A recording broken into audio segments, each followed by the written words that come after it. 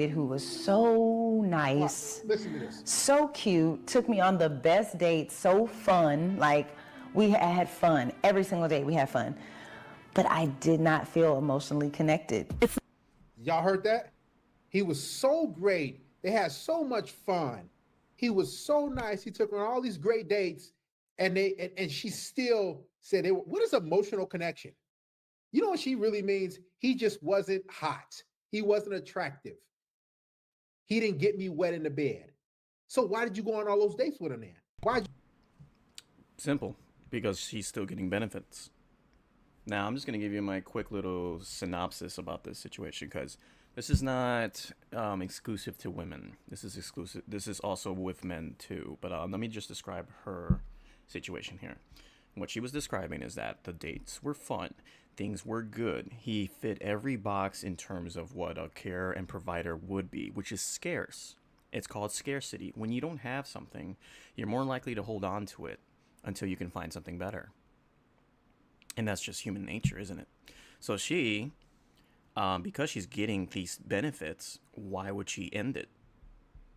Is it selfish? Is it like disrespectful? Yes, it is. But you have to think in the terms of how women think, and it has to do with survival. For instance, the reason why they monkey branch is because they're constantly afraid of losing their stability. But at the same time, they want the instability because it excites them.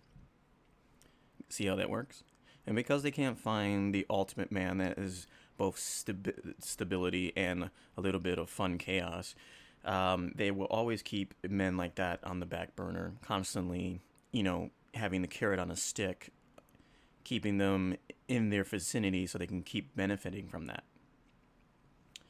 And the reason why is because if the guy's not going to respect himself and set boundaries, why should she? I keep trying to tell you guys, this is how they think.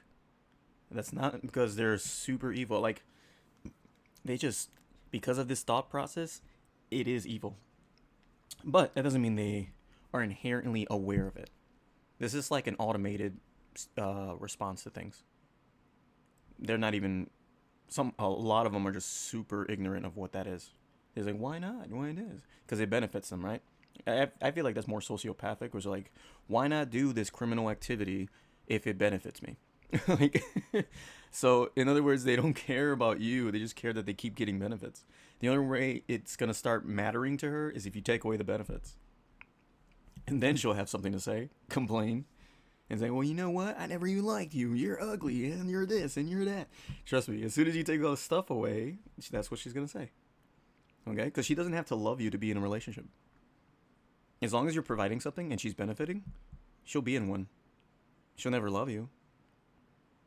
But she, she'll probably respect your ability to maintain things, but not you in that regard. You simply would be an abstract idea that she appreciates that's around.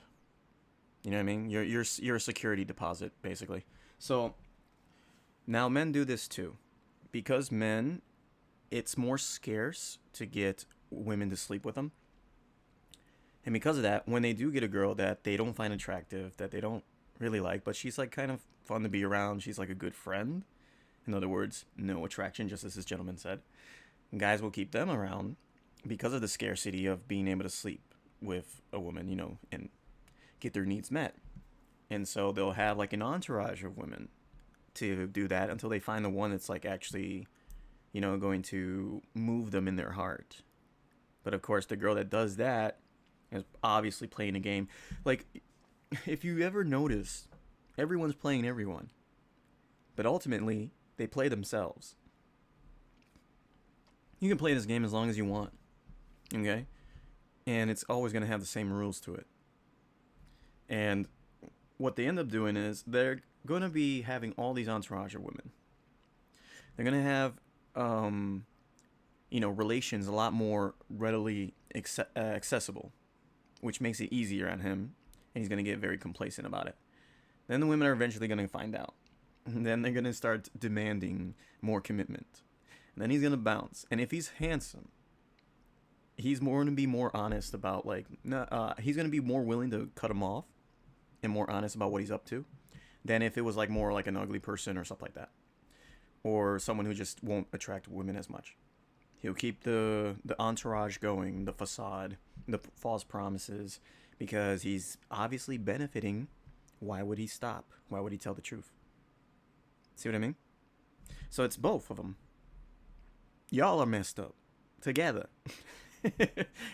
But I've noticed that women are more prone to this a little more because of, let's look back at history. Okay, whenever an imposing force, someone stronger and greater than the man that she's with, dominates them, their survival technique is to submit to the strong one. Not because they love them, not because they're attracted to them, but their body responds in attractiveness to someone dangerous because it shows that, oh, this person can protect me. Oh, this person can attain things for me that I need. So your biology doesn't care about your personal wants. Your biology cares about what works. What's going to give me the greatest, strongest DNA to continue my lineage. That's it. That's your animalistic side. That's the dark side of female nature. I don't know if you heard of Chanel. So like Chanel, the one that made the the little purse bags. Apparently, she had her business running during World War II, and I think the Nazis took over. I'm not sure if it first began in Germany or something like that, but the invasion happened, and she was a woman of her own making. She was strong, independent. But when the forces came in, she immediately caved and slept with a Nazi. Why? It's either that or die. See what I mean? So women are going to use whatever's readily available and whatever advantage they can have, especially for survival. So the most heartless you'll see both a man and a woman is when there is scarcity. When, like, say we go through a nuclear holocaust or something like that, or whatever holocaust, somehow we survive. We're going to go back to those animalistic ways. Like, if you don't have God or some sort of moral conduct, you're going to go back to those old ways of survival of the fittest. Nothing to do with emotion, nothing to do with caring, everything to do with the bottom line, survival. And that's just the reality of this life. I don't agree with it.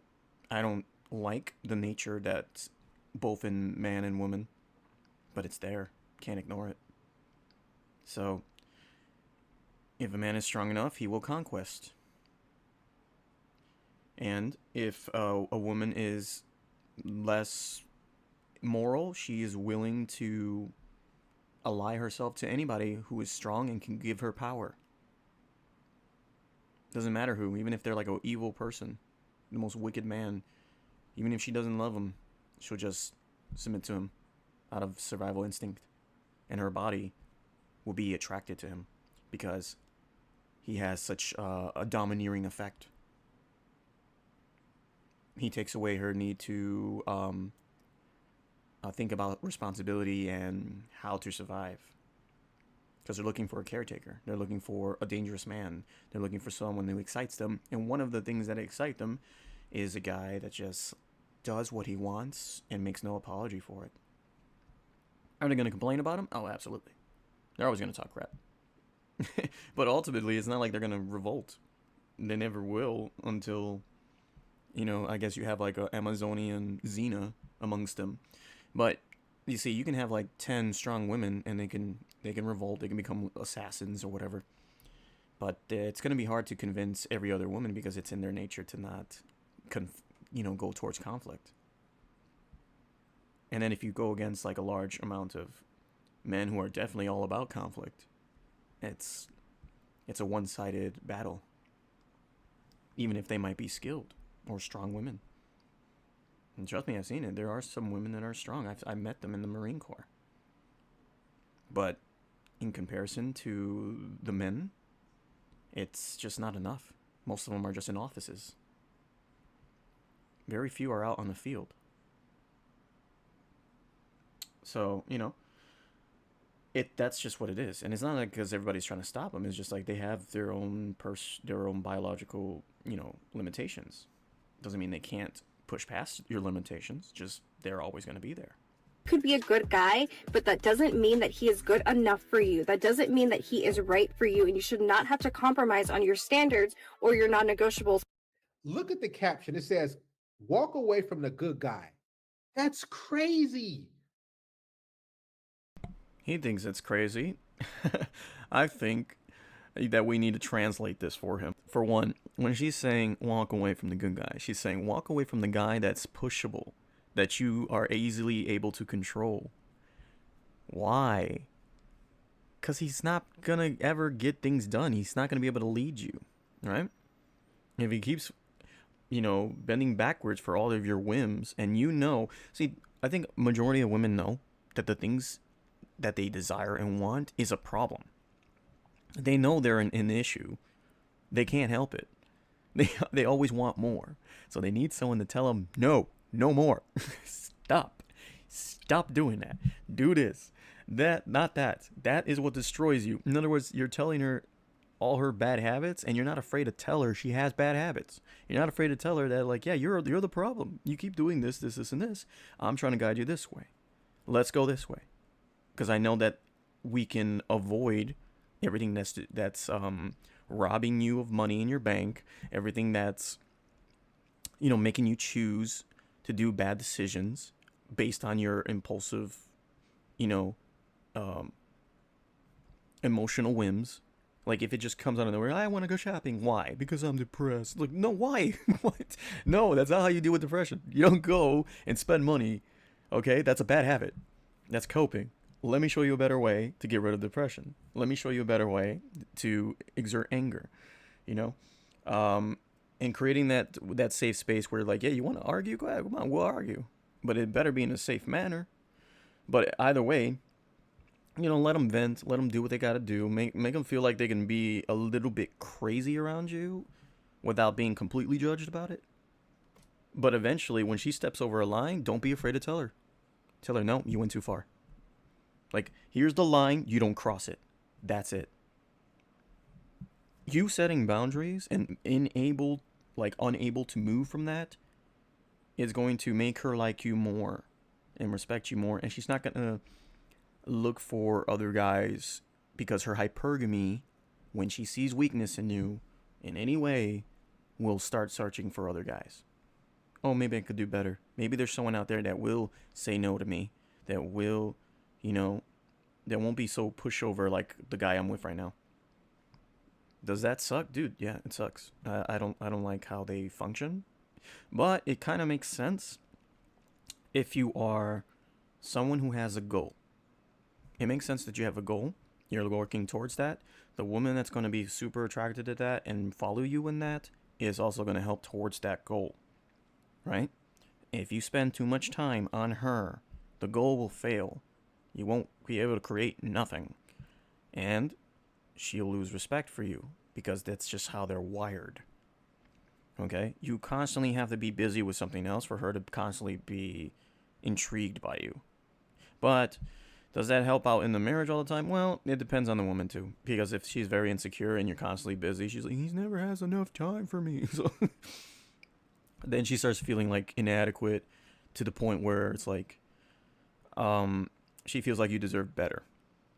But it's always like, that's like a very immature approach to it. There are mature women who understand that, hey, if I help him with this, he'll have more time. More time to, be with me if I help him. While the other women who just don't want to do anything and they see you constantly doing something, they'd be like, since they feel so out of the loop, they're going to feel unloved. And then when they feel unloved, they start looking for love everywhere else except for communicating with you. Because remember, they don't like conflict. They don't like addressing things directly.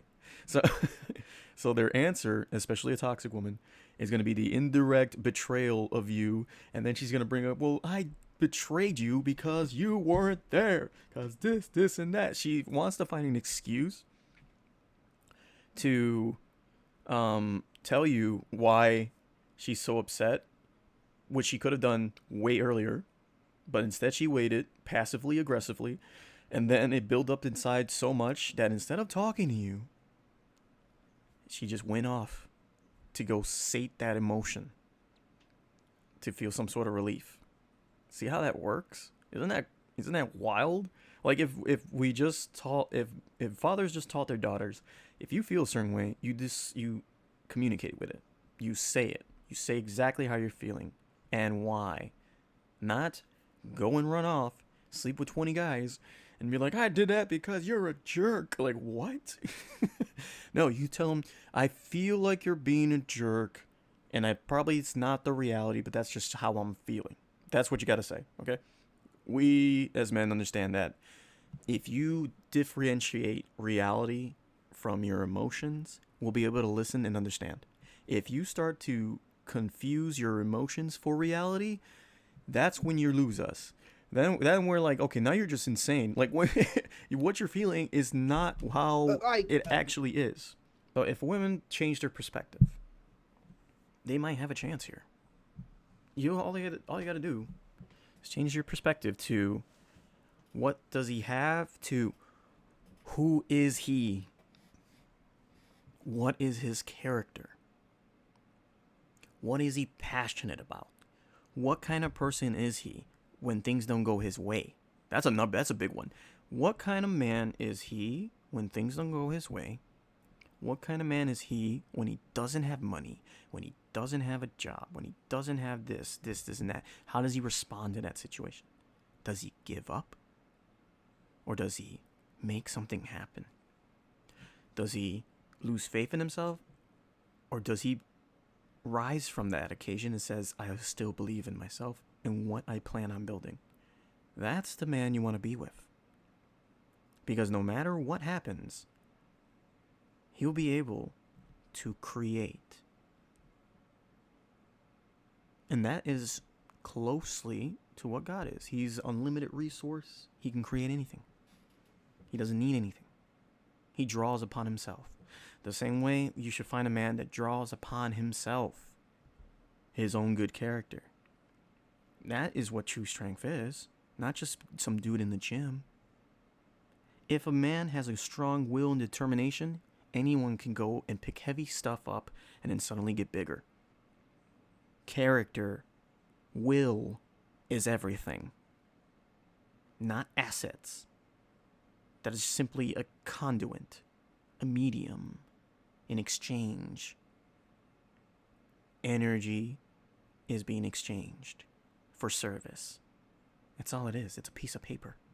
It don't mean nothing. But what matters is the most is if this man has a determination to learn how to build his own home, hunt, garden, fight against injustice, and help out those who are weaker than him, his character will always bring in abundance and wealth and resources, the things you want so badly. Well, it's up to you. Peace out.